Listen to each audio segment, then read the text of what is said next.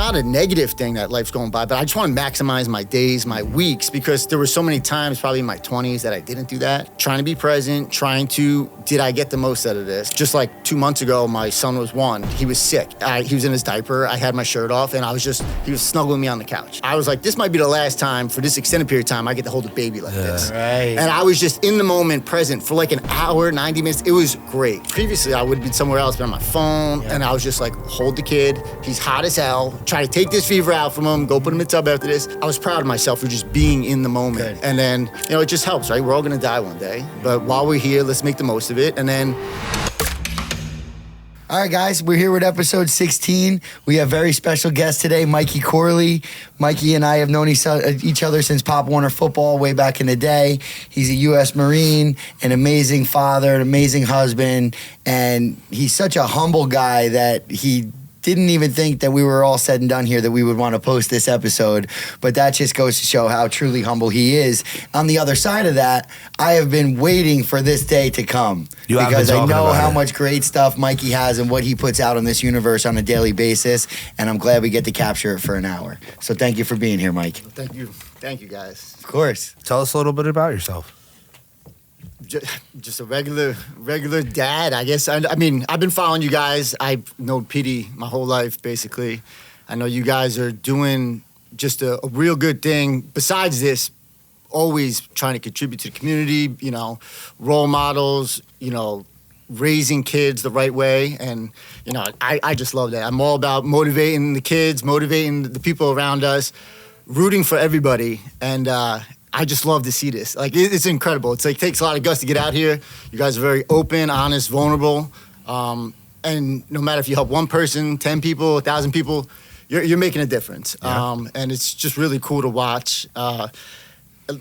Petey asked me a couple times, and I just kept saying, like, dude, I don't know what I have to offer what you guys are doing, because you guys are on a different level right now. No way. I'm, just getting older in life. I got 3 little kids. How old? 5.5, 2.5, and 1. I'm in a similar boat. I got 6, 3, and 2. Yeah, well, 6, 4, and 2. She just turned 4. Yeah, so. It's a grind at this age, but it's fun grind, because you don't got big kid problems. You got little kid problems. Yeah. Been happily married. Met my wife the week I basically got out of the military, the Marines, in 2010. Thank you for your service. Appreciate it. No, that was that was when my life was interesting, fun. Felt like every day I was going to work, there was something going on. I spent 5.5 years in the Marines. Half of that time, about 33 months, was deployed overseas. I was in Fallujah in 2006 for the whole year, 13 months. Ramadi 2008 for the whole year. And then I ended in Afghanistan 2010. Was thinking about being a career Marine, but Afghanistan was different than Iraq. I did not like the way things were going. At that time, that was 2010. I was addicted to being deployed. In between my last few deployments, I didn't even want my family to visit me. I wasn't going home. I just wanted to go back. So I went so much because I just kept volunteering to go back. I was dual-hatted, which I was 2 roles, so I could fill 2 billets, so they would take me my second and third deployment. Wow. Which was, you just got to bring an extra body because I could fill 2 positions. Yeah. That was that's what I thought I was going to do to make a difference, and then to come out, I was trying to find myself. Took a couple years, met my wife, and she expedited the process of me becoming who I always knew I was going to be or wanted to be. And now I love being a dad. I'm very involved in my community, less so than you guys, but, just coaching at the school, anything like that, at the rec fields on the weekends. Yep. But I love it. I mean, I truly enjoy being a dad. Yep. A husband, just involved in the community. And it's been a really special time watching my kids grow, and not always easy, but it's the most rewarding thing you could possibly, be. You say it's not always easy to be a dad or a husband, but this coming from a Marine who did 3 tours, you said, overseas. I don't know much that could compare to that. So dad life might come with struggles, but my man, you conquered the hard part of life. While you were, I've said it before, I have friends that served. My brother Nathan served. Pleasure to meet him, when I got here. I was taking shots at a bar, and you guys were like, taking shots, for real. I don't know. I mean, that kind of has to set you up to look at life differently. Like, you faced real adversity and real struggle where, like, you know, my biggest problem in, like, my 20s was, what time are we going to the bar? You know, so you got to kind of look at life now with a lot of appreciation and thanks, as do I or Pete, but you made it home and can take comfort in that. And I'm sure there were some things over there or some friends that you lost. And you said you came back and had a journey. I know Nate reaches out to all his fellow Marines that he served with. They fly across the country, find each other, and have that support system. And it sounds like your wife provided a huge level of support for you when you came home. Yeah, it was more so we were, you know, she was traveling. She was just graduated college, and she was already very successful right away. You know, she was very smart, you know, intelligent woman, and she was almost kind of looking for like a little bit of fun that summer where she was traveling. She just came out of a relationship, you know, college relationship. And I just so happened to know her family, but I didn't know her. And I saw her one day at her aunt's house, and she was, you know, 2 doors down from where her sister lived. And they all liked, the family liked me. They're like, oh, you know, Mikey'd be fun to just hang out with, you know. But it was like, then I was like, I really want to hang out with her. You know, I want to, you know, and then we started dating a little bit, and it was basically like she was having fun, good time, but I was too unpredictable. Yeah. You know, I was too, I wasn't like, it sounds weird, but like civilized almost. Mm-hmm. You know, I just knew what it was like to be overseas. That's all it was hard to adjust to society. You know, it was really challenging. So shit comparison that I'm going to make, but I have to assume it's similar to coming home from prison. You know, they say guys that come home from prison that do 5-10 years, they're institutionalized, and now you have to learn how to relive, how to be like a regular in a free civilian. Society. Yeah. So I'm assuming, like Pete said, you had to learn how to be a regular civilian. Yeah, it was almost like the adrenaline. Like I was going to a lair doing skydiving. Like it was just looking for a feeling. You were chasing something. Chasing. Yeah, it was. That's kind of what it was. Like I just didn't have that adrenaline. Like everything seemed dull or whatever. And then towards like the end of that summer, she was basically like, you have to make, you know, if you want to be with me, like you got to just slow down, you know. And it's got like I wasn't sleeping. It was just a hard adjustment. I think that's pretty common. Definitely common. But then it was trying to figure out, what am I going to do, like with life? Like what is as interesting as this? And I thought about, actually at the time, like there was a couple options, but you know, the police was an option, but I'm like, I didn't trust myself because it's different than what we were doing. And then I'm sure you can't just be go in. Yeah. And then I knew that I wanted to be successful. I knew I had to finish college. And then also, just taking it back a little bit, I wasn't somebody that grew up even knowing about the military. Like I went into the military because I fucked around in high school too much, and then I was doing Brookdale, and Petey knew me at the time. Like I hated school. But I knew I had to be a productive citizen in society somehow. And Didn't we have a story in there, Brookdale, where you and I went together? What was that about? That's when I dropped out. I was like 8 weeks in. I was doing all my classes on Monday, so I was going from 9 to 9, 4 classes in a day, and then I was working. I was working at like a country club or something. The rest of the week, like I liked having money, I liked having a job, but I just hated school. I watched Full Metal Jacket on like a weekend, and then that Monday, I basically just called the recruiter, and I was gone. And it was quick. I mean, this was like in November, December. I signed up, and I didn't even tell my parents. And then they came to take me to boot camp, and my mom was bawling. And they were like, wait a second. You found out when they came to... Well, I ended up postponing it in a month because they were like, we can't take you today. This is crazy. Like, I knew nothing. Like, I just wanted out, and... I don't mean to laugh. No, but it was just like so quick. I didn't knew nothing about the military, but I wanted to be... I thought the Marines were the hardest at the time. I didn't know much about MOSs or anything. I just took the ASVABs. I went... And then, you know... And I had a good, like, childhood. I had a good family and friends. I didn't like school. I wanted, you know, all my friends were at college. Like, I wanted to do something. I just thought, you know, this is the way. And then I just jumped right into it. But yeah, and then next thing I know, a year later, I'm in Iraq, and I'm writing my parents' letters going, thank you for everything you've done. Like, it hit quick where I was like, you know, I was very appreciative right away. Like, you know, I excelled in the Marines. I was... you know, squad leader from boot camp or whatever it was at boot camp. Like I graduated, you're all privates. I graduated PFC. Like I excelled pretty quickly. Like I understood the game. I understood boot camp. I liked it. I liked the discipline. I liked the working out. Now, have you always been in really good physical shape? I mean, No. obviously you're in great shape today. No. I was skinny, real tiny, like always. I was 5'11", but I was like 135, 140 when I graduated high school. I went to boot camp in the 13 weeks, put on 15 pounds, which is kind of unheard of. Most people lose weight, but I was allowed to eat as much as I wanted. Yeah. And also, you eat with your opposite hand. I'm like scarfing down food with my left hand, no problem. And then right when I got out, I gained another 15 pounds just from like working out. And I've been pretty much the same weight for the last 18, 19 years, but different. I went through a weird phase for 3 years when I got out because I didn't have that structure, that regimen. And then got into running, the working out, and then we get into a little later, but then it transitioned right before COVID into like the Ironman triathlon stuff, which has really been a whole different experience in a very positive way, and more so from a longevity life perspective, having children and stuff. Has that been your release or outlet for that adrenaline you were looking for? Oh, for sure. It's definitely on a daily basis getting that. I like to try to be comfortable being uncomfortable. I talk about it a lot where, we said it before. Yeah, I push myself hard and trying to get bigger, faster, stronger. But a lot of it is that longevity. Like, if you don't use your body, you lose your body.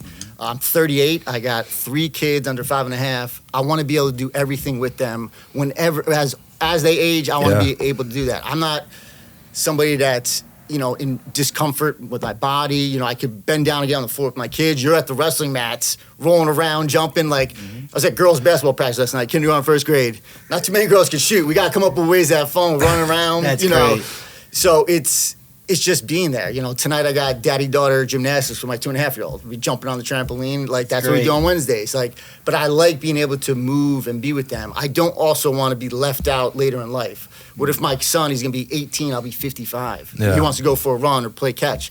When I say I can't do it, like I need to be able to do it. And this is the way I think is best for me, or how I'll be able to now, as I get older. It's funny you say that, because for the last couple of years I've been watching Petey.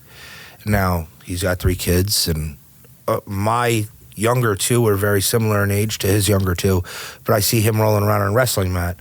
Up until probably last February, March, when I started to get back in shape and get back to the gym, I really couldn't do what he does. Now I still can't do what he does. He does not many can. A little bit modified.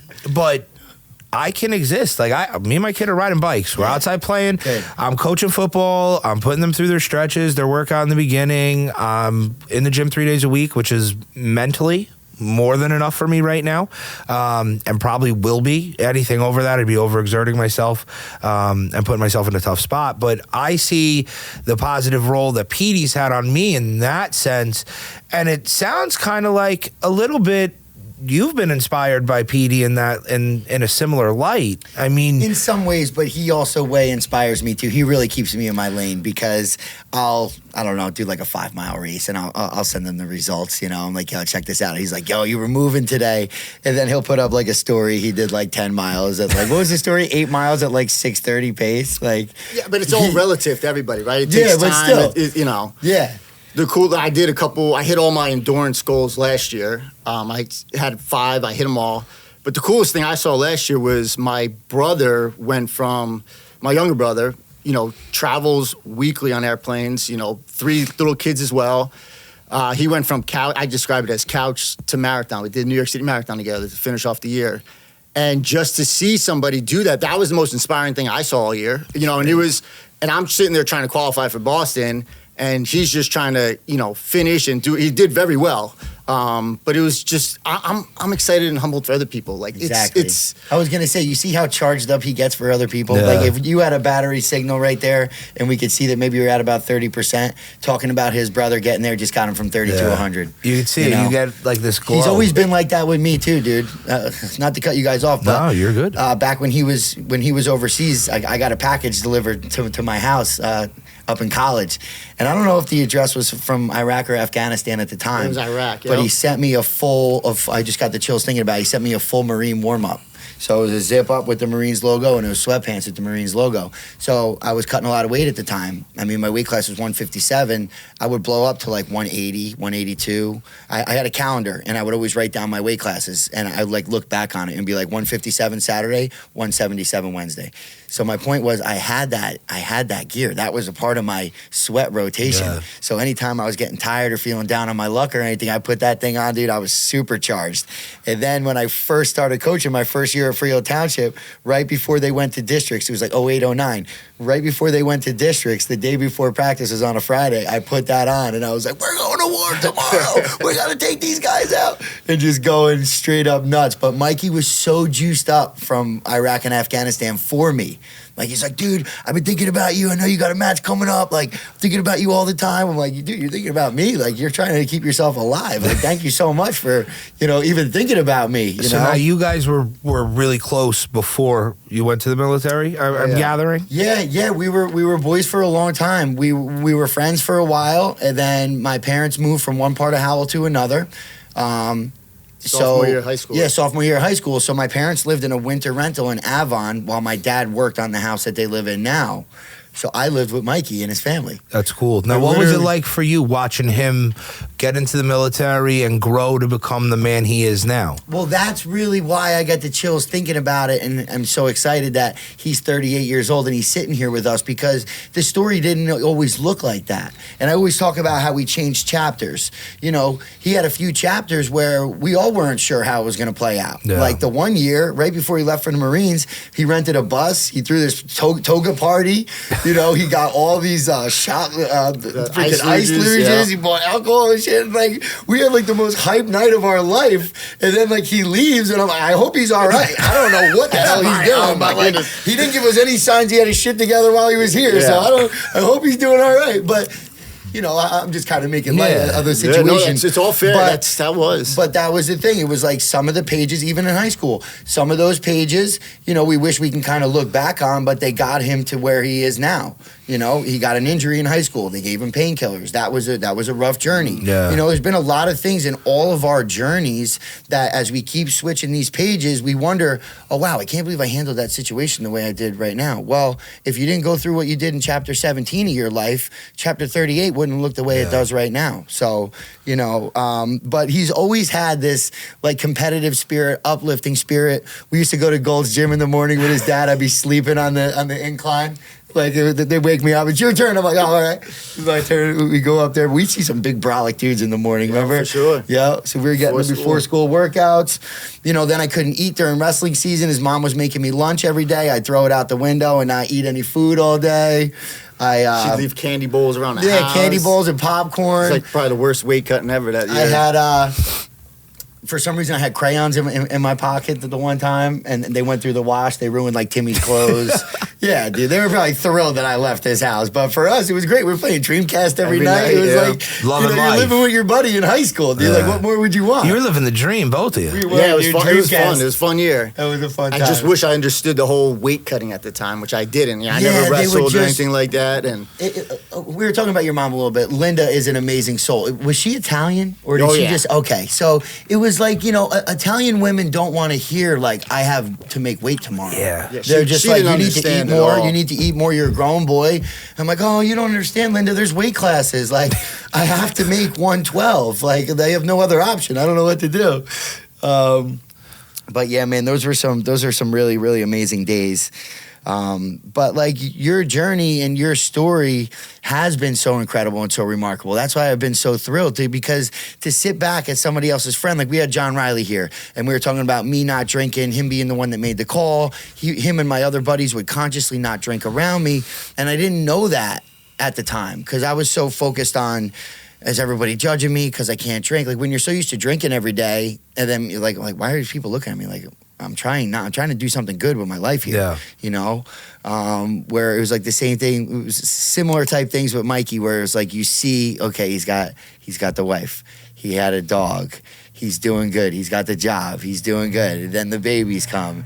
And now after hearing you talk about like your day to day, like I feel like you were able to make all of your military things, whether it was like having the adrenaline rush or being regimented. You've basically created like everything you got out of the military from a positive manner. You've been able to create that in your day to day, because I think it's hard for a lot of people to find that and to fill that void, and they fill that void with the wrong things. And before you know it, you blink your eyes, 15 years go by, you know, you're logging miles, you're doing things that you can for yourself to feel better, where you could have went another route. And I know that there were some doctors around you at that time too.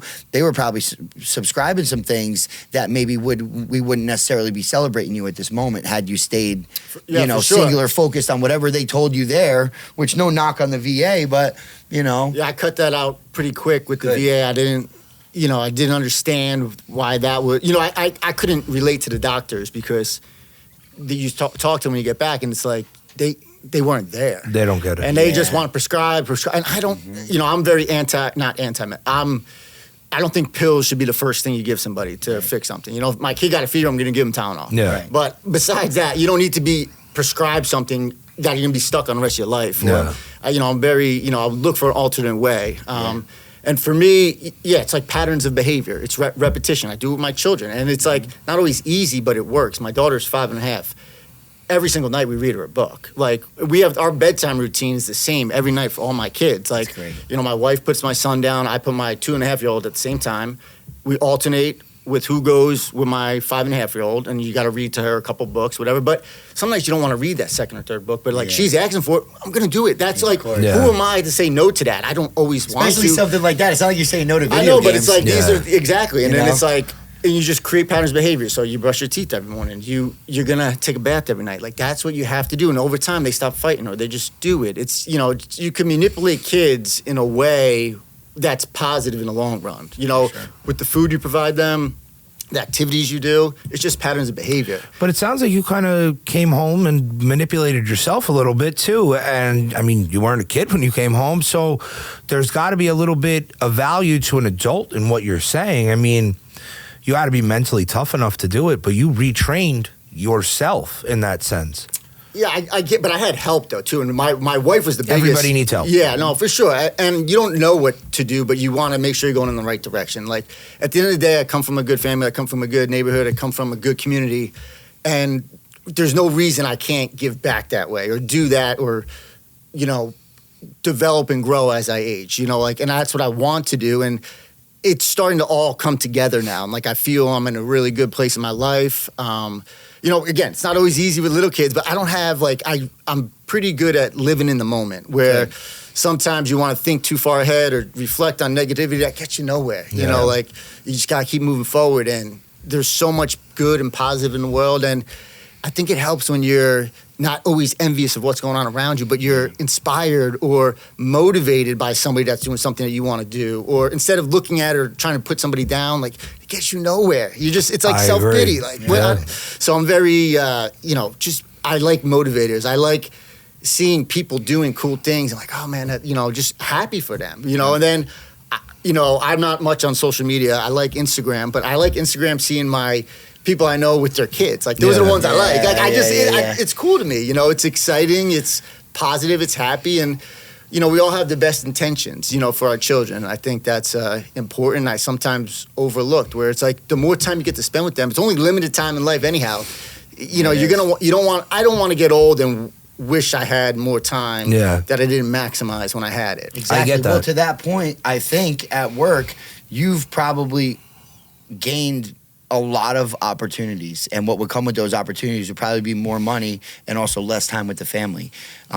Is there anything that has come your way as of late that you've purposely said no to, or are you just intentionally staying where you're at work-wise to make sure that you're not missing these moments? Because we talk to people a lot about that same topic. Yeah, so fortunate, me and my wife, we've had a very good plan from the get-go. Okay. When we first met, it was basically the first thing I said to her was if you say yes, it's got to mean yes. If you say no, it's got to mean no. Don't say yes and mean no. I'm not trying to read your mind. Yeah. So we got to be on the same page. And then once we got together, they had this plan. We're gonna get this. We had a townhouse, and we got it at the time, and it was one of those things where your parents raise you, but they only have the information they have. They're doing the best they can what they can, and then you take that, you do what you can with it, and then compound that, and then you try to pass it on to, anyone around you, the next generation. Yep. But I remember, you know, and you'll appreciate this in your industry, where the first time I applied for a loan, I had the VA loan, so it was no money down. And we ended up buying the house instead of renting. We were just dating, but we both needed a place at the same time. And they you know, granted me, you know, a loan that was way more than I could afford. And it was only me that they were doing the background check. And I'm like, this is a weird system. Like, you're trying to put people in debt right away. And I was like, how can you pay anything else for this? So it was like a financial lesson right away where I'm like, the system is, there are systems set up that aren't in your favor, you know, and you got to be aware of that. And so right away we were like, okay, we could easily afford this together. Let's stay here for as long as we can. And then let's travel. And then we're going to have kids. We'll get married. We'll have kids. But we wanted to travel. So we we lived below our means for, it was going to be 5 to 6 years, ended up being 8 years. Just put money away. And then eventually we could get a house where we're going to raise our family. That was the goal. And everything was going according to plan. We traveled a lot. We saw a lot of countries. It was a lot of fun. I graduated college at the time. I got a new job, which I'm currently at now, which I'm happy about and provides me the lifestyle I enjoy, where it's flexibility, right? So I'm here today. I work from home majority of the time. I go to the office once a week. My wife's going to the office once or twice a week, but that also adjusted with COVID. Right, sure. Which was, because who knows, if COVID didn't happen, maybe things are a little different. Because before that, my daughter was 20 months, and I only saw her for 60 minutes a day, and that was at the end of the day, right? I'd go to the gym in the morning. I'm off at work at 7, so she didn't wake up to 7 at the time. And then my wife would take her to daycare. I'd pick her up.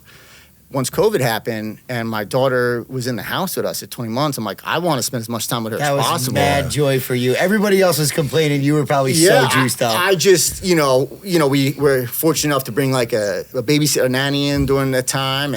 But my daughter was always there, so I got to see her wake up. And, you know, I'm like, this is crazy. Why would I not want to, you know, so that's my perspective now where it comes to, I want to see my kids wake up. I'm there to get my daughter off the bus.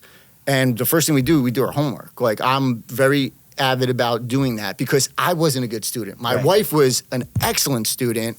So she kind of gets confused by it at times. I'm like, my parents tried to make me do all this stuff too. I just didn't. You did. Procrastinated, waited, whatever. So I come from the perspective of like, my parents did the right stuff. I just didn't listen. Right. You know, where my wife listened and you think, oh, you're doing it. But I'm like, that's why I'm so adamant about, you know, the schoolwork and providing opportunities for my children as they get older. My daughter's 5.5. Every 2 weeks or so I go, what do you want to be when you grow up? Right now she's like, I want to be a scientist. Well, I'm like, as of today, everything you're doing is providing that opportunity you can because you're doing your homework, you're going to school. At 5.5, I love it. But my kid wants to be a tow truck driver. But that's losing the battle. That's awesome. But you have the opportunity right now to do that. She could say anything, and I'd be like, right now, you have the opportunity because you're doing the right stuff. There you go. And so you make a good point, though, because you're doing that stuff, and listen, we focus on school at my house, absolutely. But especially when COVID hit, my son, who I adore, and he's welcome with me at any time of any day, came to work with me all the time. At 3-4 years old during COVID, my man learned how to run a flatbed. Nice. He can run a flatbed better than grown adults I know. That's cool. He wound up with like 5 million likes on TikTok. He went viral like 6 times. And the latest video he did, he doesn't do many anymore. He was 6. And I have a beautiful car for myself that I barely get to drive. Pete had it this week. I have a Mercedes AMG GT. Lovely white convertible, super cool sports car. My son put it on my flatbed, strapped each individual wheel, carried race ramps, the whole 9 yards. And he's got a little video out with it, but maybe I kind of nurtured him wanting to be a tow truck driver by accident. He probably super looks up to Dad, and that's where Dad's at. So he that's really where looks up to his Uncle Michael. There you go. Because Uncle Michael gets to do all the cool stuff with our really big trucks. So everywhere we go, Uncle Michael's truck. Uncle Michael could do that. It's a positive influence. Yep. It is. And, you know, we're blessed that me and my brother have a lot of vision.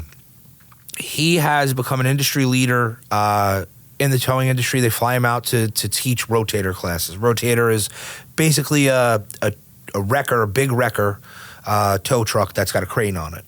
We were fortunate enough to have the reputation and qualifications to be called out to recover a crash jet when we had the tornadoes hit at Alaire Airport. And I mean, as a once-in-a-lifetime opportunity. It's Max's favorite story to tell, though. My dad and Uncle Michael recovered an airplane. He was telling everybody, I have a private jet now, which we just happened to move it. But, you're nurturing your kids. I'm nurturing my kids, Peter's, and your daughter wants to be a scientist today. Hopefully one day my kid will want to be a scientist or a doctor and, not be slinging chains and stuff like that. But you're putting in the effort today. And it took me, I always knew I wanted to be a dad.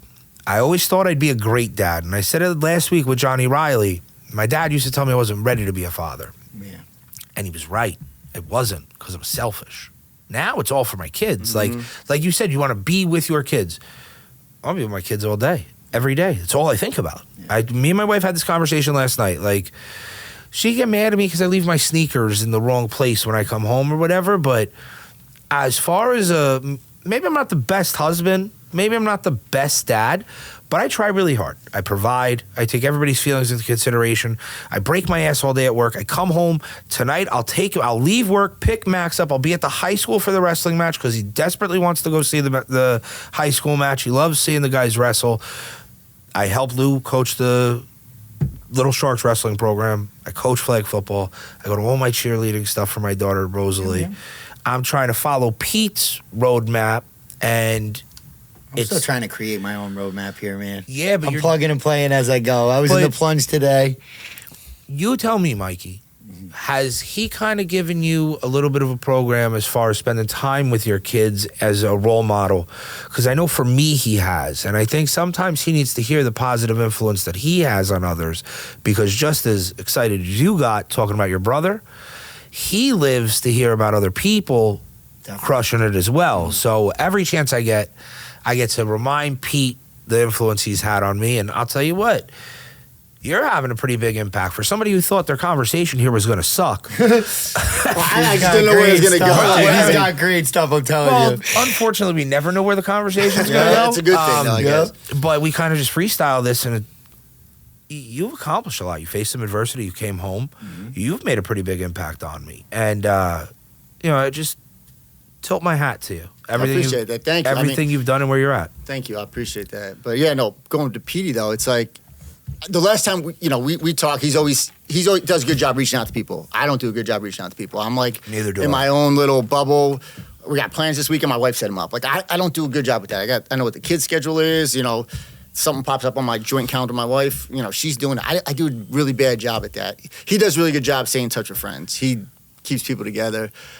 The last time we had a real serious conversation was, after that last your seizure, the last time, the relapse basically of it. Mm-hmm. And listen, we talked. I remember pacing in my family room. I'm on the phone with you, listening, you're hearing you out, and you're trying to please everybody. Yeah. Everybody, just overextending yourself. And I was having a hard time. I was trying to tell him I don't have the capacity to do that. You can do it, but you got to rein some of it in because you're such a good family man. You have your whole family that's number one, mm-hmm. and then the circle gets a little bigger from there. Right. But he's trying to make everybody into the circle, and he still does a great job, including everybody. But he just is always there for everybody, and wasn't necessarily taking care of him. And he's got to be, he's got to be there. He's got to be healthy because his family depends on him. And then you're motivating and inspiring other people. I think what you're doing now is a great way to reach out to more people without having to individually reach out to people, because now you open yourself up, letting people come to you. Definitely. Easier,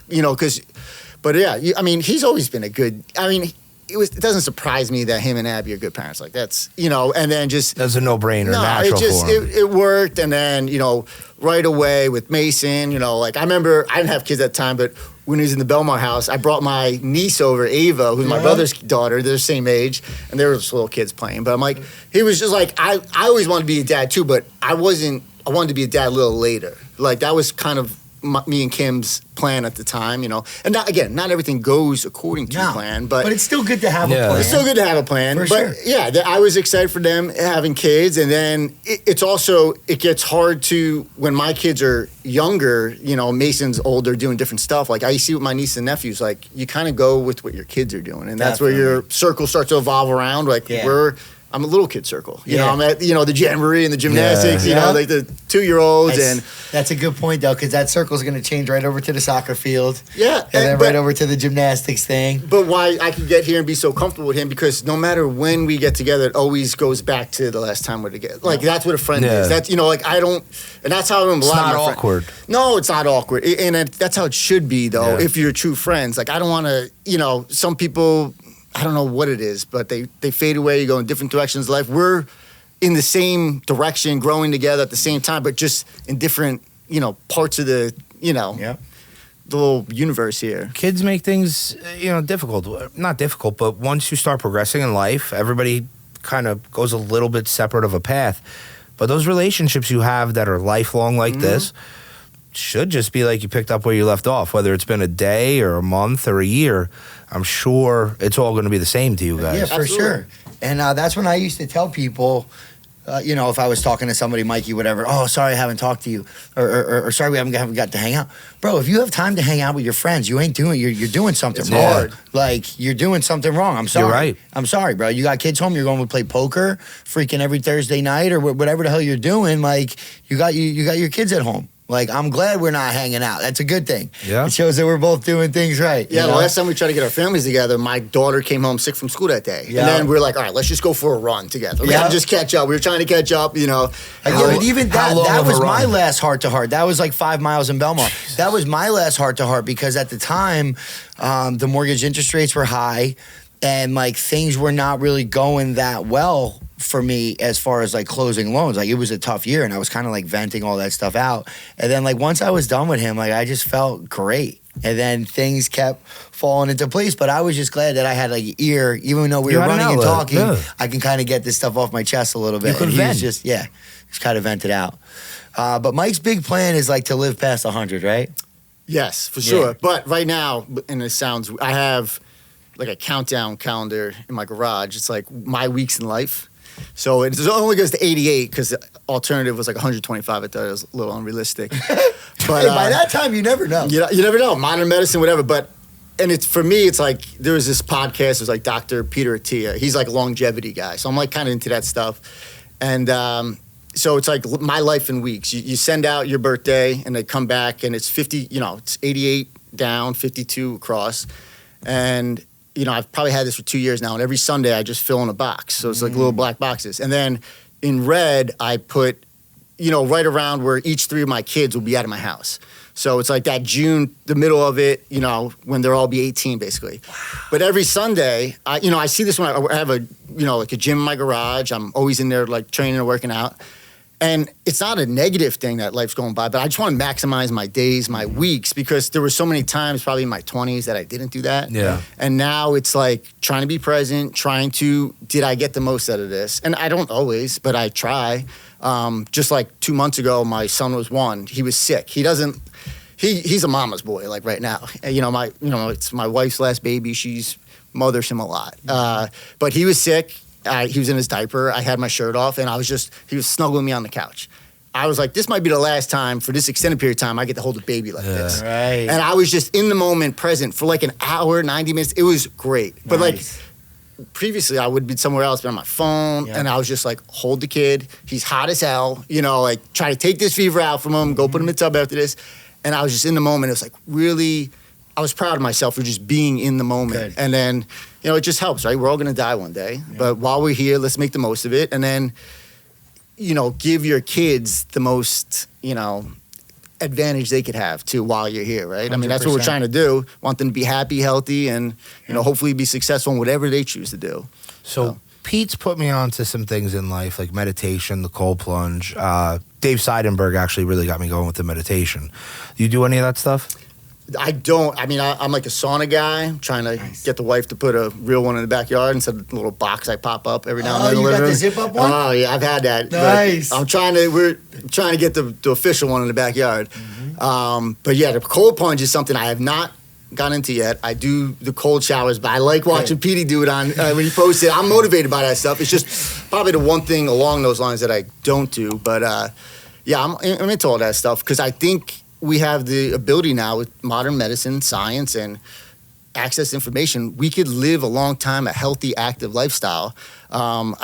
we touched on before, I do like triathlons, and I see a lot of guys in their 40s, 50s, 60s that are motivating as hell and that are kicking my ass. And I've gotten pretty good over the last couple years, and I want to be a top 10% Ironman athlete when I'm there competing in these races, and I'm right there now, and I'm trying to, like, I can do that for the next 10, 15 years, and I don't see why I can't, as long as you stick with it. But, like, unlike where you're saying you're working out a couple days a week, I wish I could just work out a couple days a week. But I need to sign up for races and stuff because I would skip too many days if I didn't. Yeah. I don't have the discipline to See how self-aware he is to know that, though? But it's always, I always have something on the calendar, at least something, because I have to be training for something. Otherwise, I'm not training. Do you think that's because of the structure and discipline that the military instilled in you? Maybe. Maybe at the time you're training for war. Yeah. But you're always moving. You're always in motion. There's never a moment of rest for you in there. No, do you think that has something to do with it? I haven't thought of it like that, but I guess. The only reason I bring that up is because I know Nate, there's not a challenge this guy will miss. He could read on Facebook somebody's doing X. One of his Marines was doing a 50-mile and 3-day challenge. This psycho ran 50 miles in 3 days while doing another challenge that was 300 push-ups a day until March. So this guy comes into but it was even more intense than you described because it was what, 3 miles every 3 hours? Nate, how did that go down? Like 4 miles every. 4 miles every 4 hours. For how many hours? 48. 48 hours. Brutal. That's the Goggins stuff. Oh, yeah. I love that stuff, yeah. But he's got that military mindset. He's not going to fail. Walk over, ask him right now how many push-ups he can do. He's going to tell you all of them. I love them. Well, for me, too, it's like, that's like the Goggins stuff. And there's people that you see on social media, they're older than us. They're motivating and positive. But for me, I had a hard time in this community where how are people, we're the ones that have little kids. Like, how do you maximize your time? And then for me, where's the guy with the full-time job? Yeah, where's the guy with the family and the full-time job? And then when I started realizing I had to maximize my time better, and the first thing I had to do was cut out, like, the logistics. So I used to always be one, dependent upon, up until COVID, a group workout. So my runs I'm driving 20 minutes to go meet people to run on the boardwalk, then I'm driving home. So now that's an hour and a half for a 40-minute run. Or I'm going to a CrossFit gym, I'm there at 5 a.m., I love being around these people, but that's like an hour and a half. I don't have that time anymore. So I had to create the gym at home. I run from my house out. If I'm biking, I leave from my driveway. I don't put the bike on the truck and go. So I'm cutting out time to make more time. And then it was always just like, oh, you have to work out at 5 a.m. and then you get something at lunch. But now it's like, I'm working from home remote. I got the collar shirt on. I got the workout gear below. Nice. If I get off the video, I go in the garage and then it's before the kids wake up, it's at my lunchtime, or it's after the kids go to bed. And sometimes it's a couple of those a day in order for triathlon stuff. I was going to say, sometimes it's multiple. Yeah, family's first, and then the whole triathlon stuff is second. But family is first. And it's been that way, and that's why my wife is accepting of it. And there's only a couple times a year where I'm gone for a weekend because, like, the Ironman races it's at least a 2 or 3 day thing because you have to check in on Saturday to race on Sunday. And then, this is the first year where I've ever had family or friends come to some of my races, and I always just did it on my own just to do it. And then my dad and my buddy were at an Ironman in June out in Roanoke, Virginia. Nice. So the Blue Ridge, it was a hard race. And it was the first time I cramped up on the bike. My calves were messed up halfway through. I wanted to get off the bike and just go get massaged out and then try to do the run. Like, I thought my times were done.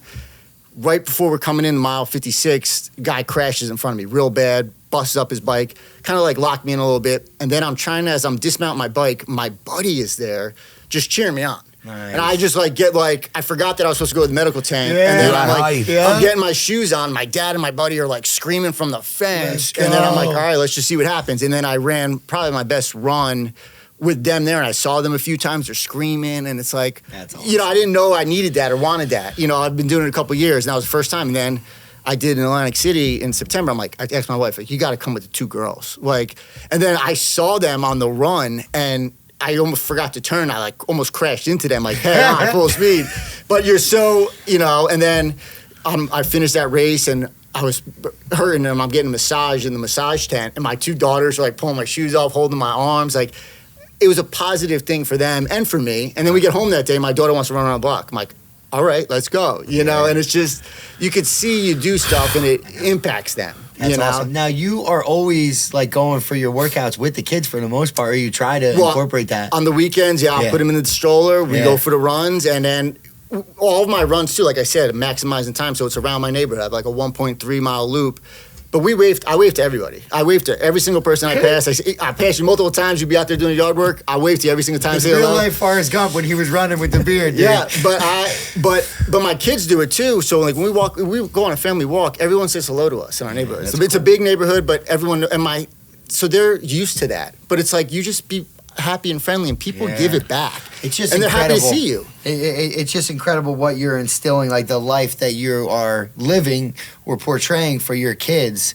You know, there's a lot of families out there that they're not all that welcoming. Nobody wants to wave to the one lady up the street who's angry at everybody. Like, so like your kids are growing up in a household of like fitness. There's a lot of love in your house, and like the sky is the limit for your kids, where somebody could be a few blocks down and like dad's miserable. He's never around. He's being a jerk to the kids. He doesn't work out. He drinks all the time. Like, you don't know the other side. Like, just hearing about what they get to absorb on a daily basis is amazing. Because I've said it before, they are little mirrors. And like when we were doing some of those fundraisers and stuff, randomly, this is a few years back, but Mason was like, hey, Dad, can we go to Target? I was like, what's going on? He's like, I want to buy some toys and donate it to kids. But awesome. At the time, like we were doing the running, the push-ups, whatever we were doing, he didn't just come up with that. He was hearing us talk about it. He was hearing me talk about it. Influence. And sure enough, he went and did it himself. But when we were talking about that longevity, I saw a video of a guy who was 52, but he pulled out of his pocket 0 through 100. And he said, okay, life expectancy for a male is 75. So I'm going to take off from 75 to 100, right? So then he's holding this string.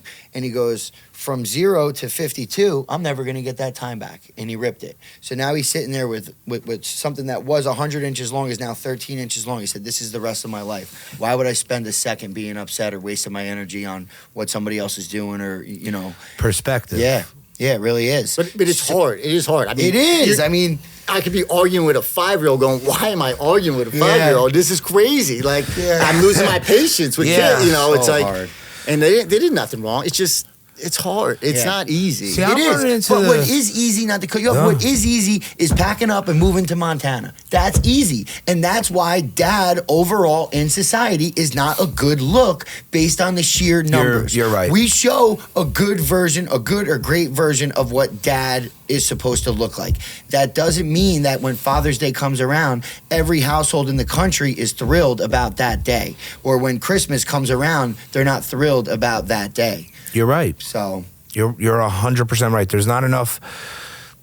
I'm not going to say there's not enough, but there are a lot of fathers that bow out. They just can't. It's tough. They can't and honestly, stand it. No knock. Like I don't blame those guys. I've thought about it. I got to the three point times where this week. Yeah. You know, That's what I mean. the other day, Johnny Ryan comes back to the house after Rosie's birthday party at the trampoline place. The boys want to go for a ride on the quad, so I bring out both quads, and Max is insistent now. He's got to ride the big quad. No, Max is 6. This thing's 90 cc's. Like, bro, you can't ride this thing by yourself. He's having a full-on argument, and he's making incredible points. He must pay attention well because, like, I can convey a pretty good argument. I should have been an attorney. That was my plan when I was younger, but he's making, like, we're 2 minutes in, and I'm like, this kid, he's right. He can handle this. Thank God I thought about it. But that pressure and that constant battle with, like, a 5-year-old or now 6, not having, you know, that mental ability to just, like, listen sometimes, and he's got to argue, and now, like, I'm 38, and I feel like me and my 6-year-old are in a heated debate. And I'm getting beat up by life right now. I'm getting beat up by life on a daily basis. I'm getting beat up in life by my 6-year-old. My little beautiful 4-year-old Rosie just wants to hug me. And that's the biggest comfort in my life. But between her and the dog, I get unconditional love. There you go. Everybody else wants to yell at me sometimes. And like, you know, some men can't deal with that. And I love my kids. I love my job. but they're stressors, and sometimes you take both of those and put them together. Mm-hmm. It's tough. Yeah. You know, especially overcoming some stuff that you had to overcome coming home, which leads me to my next question. Before I forget, you mentioned you got a dog. Any shot you got that dog is like a therapy dog? Because I've heard that there are like a big thing, therapy dogs, and everybody says they're going to get their dog registered as a therapy dog. A lot of people are full of shit, but did you find any therapeutic value in that? So, more of a responsibility, I guess. Okay, responsibility. It wasn't, yeah, because at the time, my wife, she was getting on an airplane Monday morning, coming home Thursday night. She's flying, you know, she was with her company down in D.C. or Ohio, so we home base in Jersey, but she was flying every Monday, Thursday. In a house by myself, like, getting settled in with, you know, newlyweds. I needed something. I needed some sort of responsibility on a daily basis. You know, we weren't gonna have kids anytime soon. It's like so. And Bentley, he's still around. You know, old man in the house now. Nice. But yeah, no, it was more of a responsibility. I guess it was a comfort. You know, he was with me on a daily basis, you know, and he has been for 12, 13 years But now. It gave you some responsibility and structure. Yeah, I think I just needed, you have to be a companion. You have to be home. Something to do. Yeah. It was, exactly. It wasn't, I was never really one to go out much during the weekdays. You know, that's really where I think the dogs become a huge benefit. It's not like the dog is, you know, doing anything in particular to get somebody's mind right that was just in war.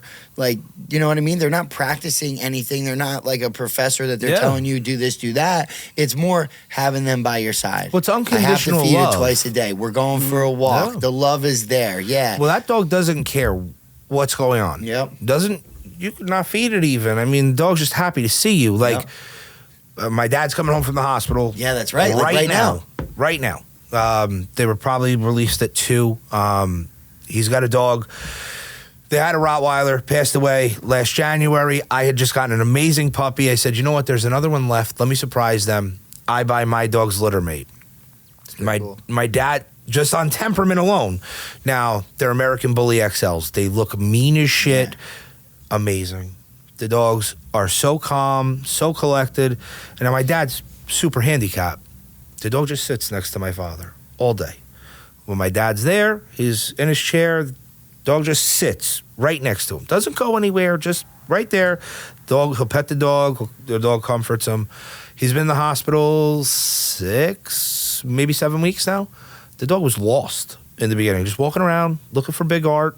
And my dad asked every day, how's the dog? How's the dog? How's the dog? Provides that just pure, unadulterated love and compassion that, you know, sometimes you just need. Like I said it before, Rosie and Tank, no matter what, they just want to hug me and kiss me. Yeah. That's it. But having that compassion there for you kind of was probably a big thing. And for anybody that just is trying to get their mind right, they don't even have to have real mental health struggle or come back from war, whatever it is. It helps. Yeah, well, nobody wants to be alone. Yeah. Right? So it's like if I was alone Monday through Thursday, at least somebody said, you know. And then it is crazy, though, where as much as, you know, at the time into dogs, like once you have a child, that's a whole different, whole new world. Whole capacity for love. And, you know, I remember I always used to think, and I do, you know, I'm sure people will disagree with this, but I didn't think you could be like a good Marine and a good family man. Like when I was in the military, like I just thought, especially when you're deployed, I didn't understand. And I didn't have kids until I was out, but I just didn't understand like how you could be there for your brothers in arms and then, you know, your family at home at the same time. Like how you have to be committed one way or the other. Like when I was in, I was all in. Like I described it as like I was down to do whatever. As soon as I had a kid, I might push somebody onto something and run the other way, you know, because like I'm coming home for them. Yeah. And my third deployment, so I was only a sergeant at the time. It was my gunnery sergeant's first deployment. He had 4 kids, and back when I was in the States, like I'd go to his house for like Thanksgiving. His wife was like the mom of our, you know, squad, and they were great family. But he was like, he got there on it was first deployment. He was reluctant to always be deployed prior to that. He got out of it somehow, but ended up going to Afghanistan with us. And the first time something happened, like he over panicked in a safe, secure way where I just disagreed, you know, pretty harshly. And you don't normally speak out of rank, but I did. And I didn't have the rank, but I had the experience. you know, and the guys were kind of aligned with me against him. I felt bad at the time. It kind of put a divide in the team. But he was somebody I actually called when I had my daughter. One of the first phone calls from the hospital. She was born July 4th, 2018. And I just said, you know, I get it. Like, I totally get it in the hospital. I get it. But I don't think he had argued with me either. He was going home. He was going home from that deployment. Yeah. Where everybody else, you know, we wanted to go home, but we didn't want to go home the way he wanted to go home. Mm-hmm. So it was an interesting perspective that's always like stuck with me. And then especially becoming a father, I'm like, I would do anything for my kid. You know, I'd be, you know, at the time I was there for my country, you know, and then you're there for your country, then you represent your family. But like now it's like really hard to put my country in front of my children. You know, I'm still very patriotic. I fly the flag. You know, I'm very honored to be American. I'm big into the military, the police, all of our first responders. I love what they all do. It's amazing that they do that on a daily basis while living in, you know, and having to go home to their family every day. I don't know how people do that. Yeah. But it's very fascinating just how things change and how you view and, you know, see things differently. Yeah. Do you and him still have a relationship to this day? Not like every now and then, but nothing, you know, again, he's out in the West Coast. No, main reason I asked is because you said when you were in the States, you'd spend holidays with him and stuff like that. And he was one of the first people you called. When I was out in California. Yeah. But yeah, no, I just called him because it was just like, you know, his kids were old at the time. And it's just like, I felt that. I felt it right away. Like, I really did feel like, wow, this is different. Life is different immediately. I haven't even, like, I'm in the hospital, and then we're watching fireworks on July 4th, which is pretty cool. Nice. When my daughter was born. And, I just, you know, but I also got out of the military because I did want to be a family. I wanted to be a dad one day. I didn't know how I was going to meet somebody. Wasn't dating necessarily while I was in the military because it just was unstable. Yeah. You know, and then also the horror stories of the divorce ratio. Sure. You know, you're deployed, you come back, and somebody's there's a new guy in your house. My goodness. Like, that was hard to see and watch people go through that stuff. And then your mind wasn't there, right? So it's like, you got to be present. So I didn't know how you could balance both. It was it was easier for me.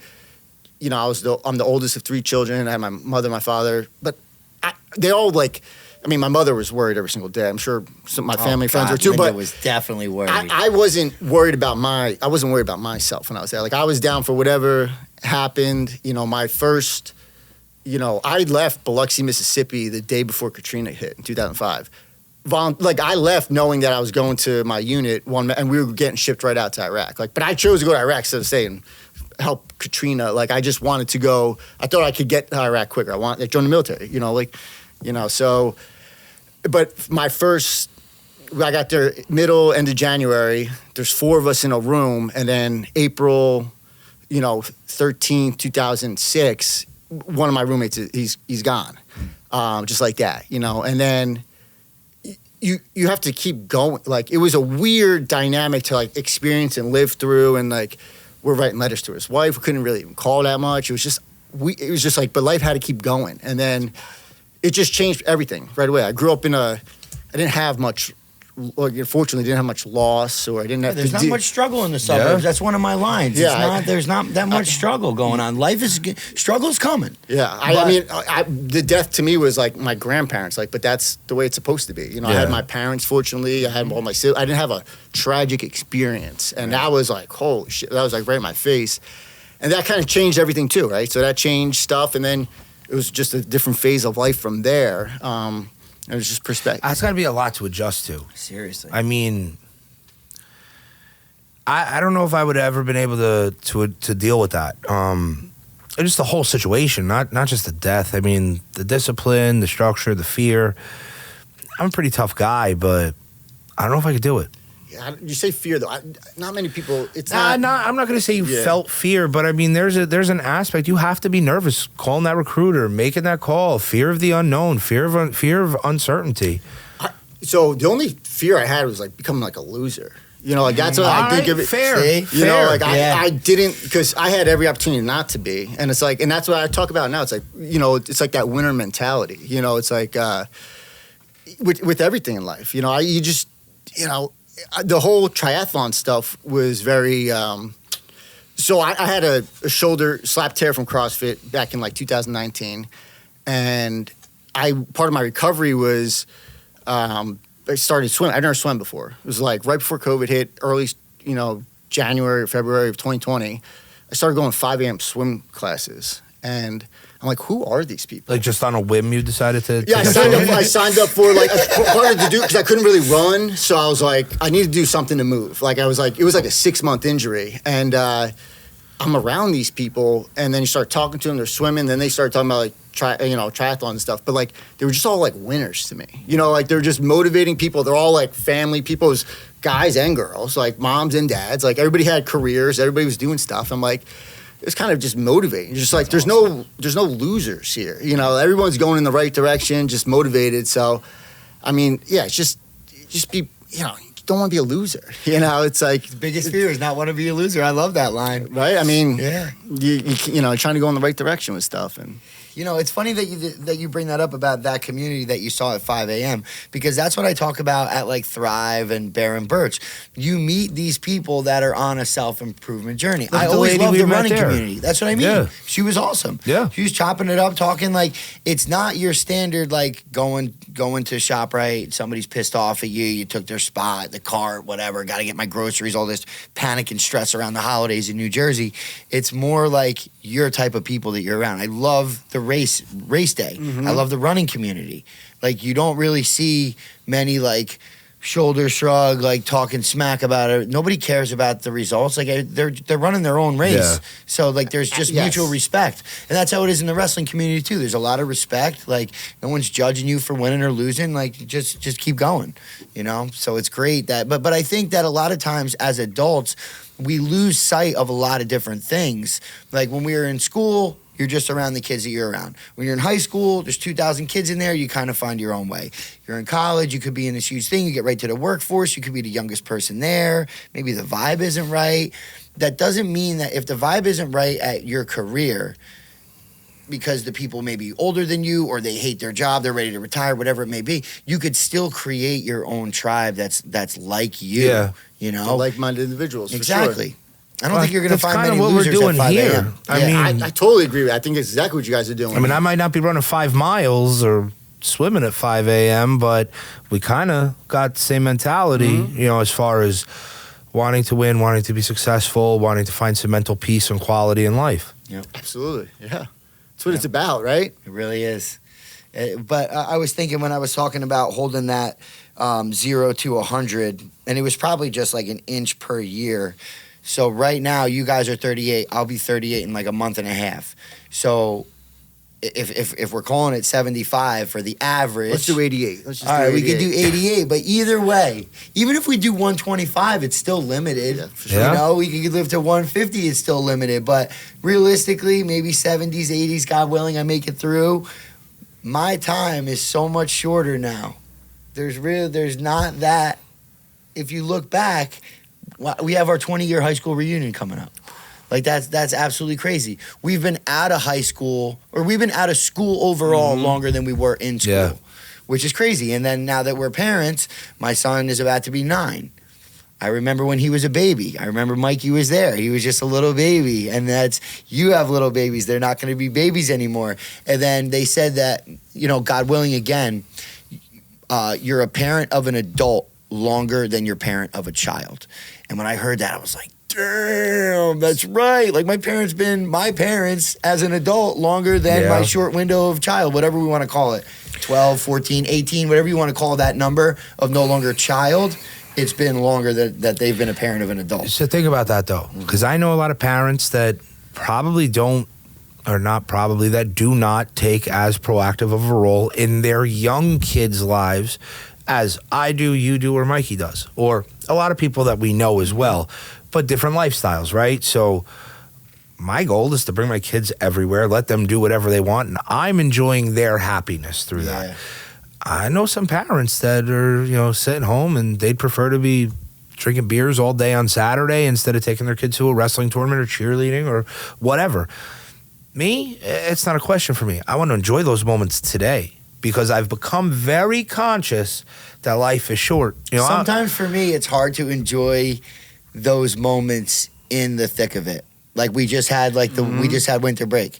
Everybody's home. Yeah. You know, that sounds great and all. And the podcast, I just love spending time with my kids. Oh, do you? The whole time you love it? Like, I don't. I do not love it the whole time. Right. But I'll take shitty moments with my kids over good moments at work or with people I got to pretend to like. Yeah. You know, and as shitty as things could get with my kids, they're my fucking kids, man. Yeah. And they're the reason I do everything I do. They're the reason I want to be successful. They're the reason I want to build something to leave to them. They're the reason I want to wake up in the morning and grind it out, you know? Yeah. And I don't know.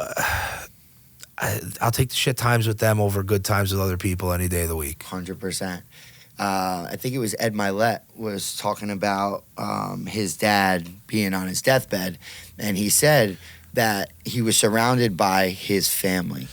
And he said, like in this quote or in this video, he said his golf bros weren't there, his high school bros weren't there, his bingo friends, golf, like whatever you name it, all these people that have come into Ed Milet's life throughout his, say we'll call it 80 years, the people that were there that day were his family. Yeah, and so if that's who's going to be there on our last day, then let's make sure that on our days we're spending, that's very max real quality though. Time with them. Yeah, Look at my father. I know. 67. He'll be in April, and had a major stroke 6 years ago. It'll be in June. A lot of people that were around my father for a long time aren't calling to see how he is. Now they know to call me if they need something now. They don't call him to check on him. They barely ask how he's doing. Now my father went hard for everybody he was around. That's who taught me. That's your good friend. That's your family. You take care of them. You're there. You stand up for them. My dad's sitting there. He's got Sonny. I don't know. You ever met Sonny? He's like 85. Yeah, he's at Sonny work. a few times. Sonny's a wild card. Yeah. But you know what? And he's out of his mind. And there's a million reasons I could argue with him, but I'll never argue with him because as bad a shape as my dad could be in, Sonny will come to the office, bring my dad out in his walker, put him in the car, take him to Belmar to have lunch. Now, if something happens, they're both fucked because Sonny's like 82, 83. My dad's handicapped. If my dad falls, what's going to happen here? But he's trying to be the friend my dad always wanted, my dad always had, you know? Yeah. And it doesn't happen much when you get into those latter years, especially when the chips, stack against you a little bit. So, like, I'm pretty confident when I'm 60 and maybe things go a little sideways that Petey Riley will be there. Well, no, maybe Mikey Corley will be there for me too. Yeah, Mikey's going to be running laps. He's going to be checking his Garmin. He'll be running laps through the hospital. He's got another 40 years to go. He's got to make it over 100. But, the point is I'm trying. I think you guys are on the same page. I'm trying to build a network of people that at this point are sustainable and care for the right reasons. Like, I support you, you support me. You support Mikey, now I support you. Now I like Mikey. I like what he's saying. Mikey call me 3 o'clock in the morning. If he needs something, I'm coming through. But a lot of people don't value relationships like that. And I think we're breaking the mold. That's awesome what you and Ev said. You're like, oh, if Pete Riley vouches for you, then you're good in my book. That's it. And that just makes any type of these connections so much easier when you guys already have that confidence that I'm telling you guys this is a good human being. It's like, oh, okay. I can cut out all the BS and we can get right to the point. Yeah, it speaks volumes. Yeah, across the top of my back, it says 6 degrees of separation. And I was coming from the military or the Marines where it was like a friend of a friend. Mm-hmm. So it's like you're going on these deployments, you don't know nobody. But I'm a friend of Petey Riley, so you're a friend of mine. Yeah. And that's the network we established in the Marines, where it's like, because you're going to a new unit now. It's like, who are you? Who do you know anyone? Who do you know? Yeah, I'm a friend of such and such. You're a friend of mine. 6 degrees of separation. You're connected to them somehow. Yeah. And that was always important to me too. I learned that in the Marines too, where and then as you get older now, and especially in business or personal relationship, it is all about networking. Definitely. They say your network is your net worth. Yeah, and for sure. Listen, if it wasn't for Petey being the person he is and getting me linked up with Ev and us doing this, I wouldn't be meditating. I wouldn't have gotten so many positive things from Dave Seidenberg. I wouldn't be taking mushroom extract to help me sleep. I'd probably still be like on 3 hours of real sleep a day, fucking shaking down in Red Bulls. My network has now provided value, like real value to me today. That's good. That's good. Let's keep that rolling, baby. Yeah, man. Good times. I think that's it. I think we're good. Mikey, you got any last? Guys, thanks for having me. I appreciate what you're doing. I'm looking forward to see what you guys do in the future. And you got to make another guest appearance? If this doesn't get deleted and you want me, I'll be around. This was a shit episode. I have to give a shout out to Mikey's family for welcoming me in when I was 17 years old or 16, whatever we were. And I've thanked them so many times. I hit Linda up around the holidays every now and again. He's always done a good job. I hit Mr. Corley up every now and again, periodically. That's what he does. Time. He stays in contact with people. But I mean, even around the holidays, I don't know if everybody thinks this way, but things start crossing my mind. We talk about like our life book. I think back to chapter 16 of my life, chapter 17, chapter 21. What was I doing? I was a freaking hot mess. 22. Okay, so my college buddies were around me. So this year, I sent a video to my college wrestling coach. When I almost failed out of college, my parents drove up to Rhode Island. They packed up the Ford Escape at the time. My mom's going, hit him, Pete. Hit him, Pete. I'm like, don't hit me, Dad. Don't hit me. So then, but Coach Morris, he only knew me for like 3 months, dude. He didn't freaking know me. But, he's like, I'm going to meet you down at academic services. So we pack up the whole car, walk down to academic services. Coach Morris is sitting right there waiting for me, 8 o'clock in the morning. He had a family. He didn't have to fucking show up that day. Boom, he shows up, talks to the lady right before I get in there. I talk to the lady and, we shake hands. She said, hey, you make sure you thank Coach Morris because we're giving you another opportunity to come back to college. I was all ready to go to join the military. I don't know if I ever told you that story. I never heard that story. The day before I walked down to academic services in downtown Providence, there's the Air Force, Army, Marines, and I think like the Navy. Like they're all over the place. It's a densely populated city maybe. I don't know why, or maybe just on this day, they were all just came top of mind. But I walked into every place, grabbed the flyer, and I'm like, I need a backup plan because I'm not just going back to Mikey's point. I'm not going back to how I'm being a loser. So if I fail out, I fail out. But what's my next play? Yeah. And my next play, I had all those all those pamphlets in there, man. So I didn't know that. Yeah, you never know where things can end up. But thank God, Coach Morris believed in me.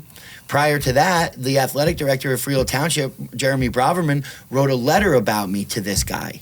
So Jeremy's letter gave Coach Morris a really good idea of who I was as an individual, and he was willing to give me another shot. Well, I'll tell you now, if either one of those gentlemen are listening to this, you've made Jeremy Braverman's listening. You've made both of them proud. Hopefully Coach Morris is listening too. You've made both of them proud. You've lived up to the hype. But Coach Morris has everything that you would think you would ever want in this life. And when I sent him that video, he wrote back to me, thank you so much. I love you. I really needed that today. So you don't know what that person is going through on the other side. He's got it all together, bro. He's got it all together. But that doesn't mean that you're just numb to real life. Like, things are still happening. He still has to manage this wrestling team. Send that text to people you care about. Send the text. Get on video, send the text. You love somebody, send them a text. Yeah. Give them a call. Somebody pops in your mind, give them a call. Because tomorrow ain't promised either. It'd be great to make it to 100. I'm trying to make it to 37 right now. I'm trying to make it to 38 right now. Yeah, I'm closing in on 40, man. How old are you, 38? 38. I'll be 39 in February. Let's get to 39 before you start talking 40, dog. Yeah, but I feel like 39 is a waste of a year. It's not. I'm on my way to 40. Bro, that's Let's just get there. Late 40s, late 30s. Yeah. Oof, 30s went quick, though. 30s went quick. Blink of an 20s eye. went quick, 10s went quick. Yeah, but the 0 to 30s, 9 went I got quick. so much more enjoyment out of the 30s because Same. I built so much. I got married. I had kids. I've built my life. Now I have purpose. Before, I was just, I agree with that. fucking around. I know. 30s that's been my favorite decade so far in my life. Same here. 30s has been, it's had its challenges too, but it's been super rewarding. There's been a lot of personal growth. My 20s, looking back, was a lot of wasted time and a lot of bad decisions. But what I was saying earlier, if it wasn't for all that stuff, I wouldn't be where I'm at today. Yeah. Not necessarily where, I thought I would be or where I want to be forever, but where I'm at today, maybe I wouldn't necessarily be here if my 20s wasn't so time wasted and Everything chaotic. we've done in the past shaped who we are today. That's it. We're all here. That's it. We're all And now it's thriving. our job to shape these little kids. Speaking of little kids, he's got to go get to the Does bus. have to go. Oh, good. 8 minutes early. I just realized. All No, thank you, You gentlemen. want to say your little line? Nah, what line? Billy usually says like, share, subscribe. I didn't know where we were going with that. I love it. Click the links, like, share, subscribe. Any appreciation or any support, we appreciate it. We're here. Reach out. Hit us in our inbox. Reach out to Mikey. Add him on Instagram. Whatever it is. We're all here. We'll see you guys next week. Here we go, baby. Thank you, Another one in the gentlemen. book.